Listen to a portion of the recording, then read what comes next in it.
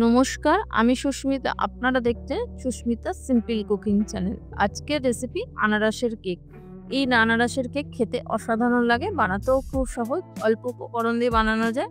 তাহলে চলুন রেসিপিটি দেখে নেওয়া যাক। আজকে আমি আনারসের কেক বানাবো। ওর জন্য আনারস পরিষ্কার করে ছাড়িয়ে ছোট ছোট টুকরো করে নিয়েছি।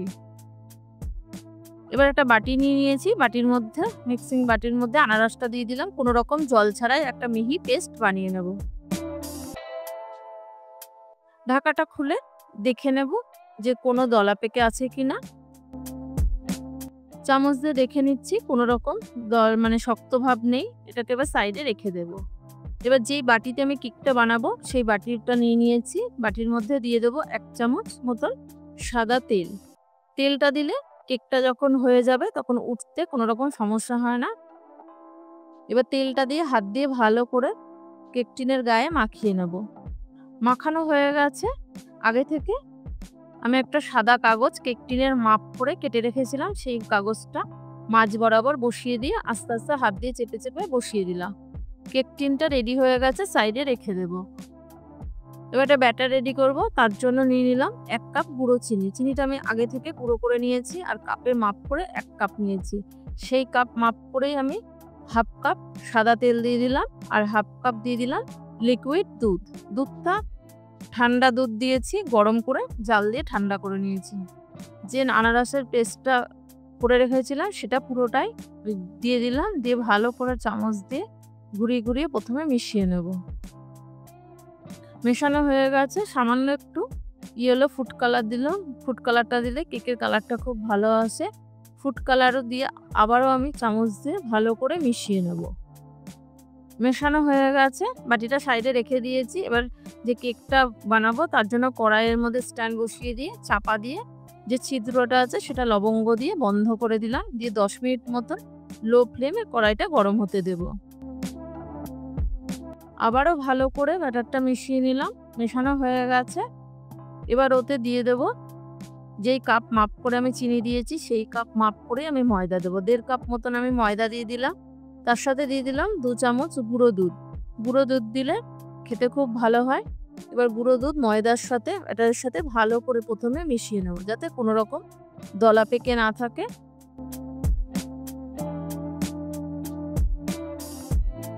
ভালো করে মিশিয়ে নিয়েছি। মনে হলো ব্যাটারটা একটু ঘন। আস্তে আস্তে আমি একটু লিকুইড দুধ দেবো, পুরোটাই দিয়ে দেবো না, তাহলে পাতলা হয়ে গেলে কেকটা হবে না। ঘনত্বটা খুব ঘন না, আবার একদম পাতলা না, মিডিয়াম থাকতে হবে। আর একটুখানি লাগবে। আবারও দুধটা দিয়ে ভালো করে আর একদিকেই ঘোরাতে হবে, কেকের ওর উল্টো দিকে ঘোরানো যাবে না। ব্যাটারটা রেডি করে নিয়েছি।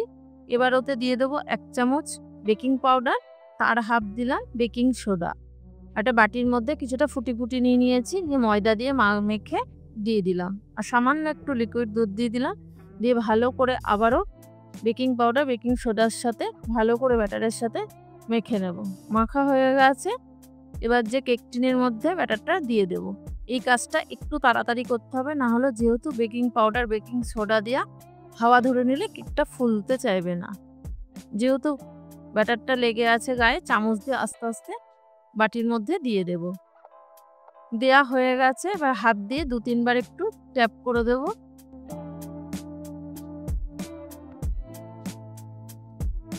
কড়াইয়ের ঢাকাটা খুলে আস্তে করে কেক টিনটা বসিয়ে দেব। বসানো হয়ে গেছে। চাপা দিয়ে 30 থেকে 35 মিনিট মতো লো ফ্লেমে হতে দেব। 35 মিনিট পর ফিরে এসে ঢাকাটা খুলে দেখে নেব কেকটা হয়েছে কিনা। কেকটা সাইডটা একদম ছেড়ে গেছে, তাহলে বুঝতে হবে কেকটা আমার হয়ে গেছে। একটা কাঠি দিয়ে দেখে নেব। যদি মনে হয় কাঠির গায়ে লেগে আছে তাহলে কেকটা হয়নি, কিন্তু হয়ে গেছে, কাঠির গায়ে লেগে নেই। এখন যেহেতু কেক টিনটা গরম, সাঁড়াশি দিয়ে উঠিয়ে ঠান্ডা হয়ে গেছে। একটা ছুরি দিয়ে সাইডটা একটু ছাড়িয়ে নেব, যাতে কেকটা উঠতে সুবিধা হয়। কেকটা দেখতে যেমন সুন্দর, খেতেও খুব ভালো হয়। যেহেতু এখন প্রচুর আনারস পাওয়া যায়, আনারসের কেক বানিয়ে খাবেন, আশা করি ভালো লাগবে। একটা থালা দিয়ে উল্টে মাঝ বরাবর একটু চাপ দিয়ে দেবো, যাতে মাঝখানটা খুলে যায়। কেক টিনটা উঠিয়ে আস্তে করে উঠিয়ে দেব।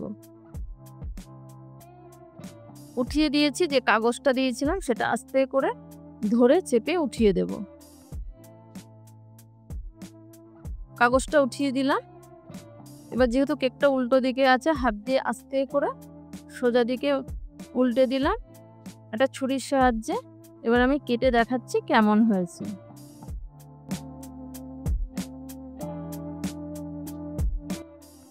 দেখুন দেখতে যতটা সুন্দর হয়েছে, খেতেও খুব ভালো হয়।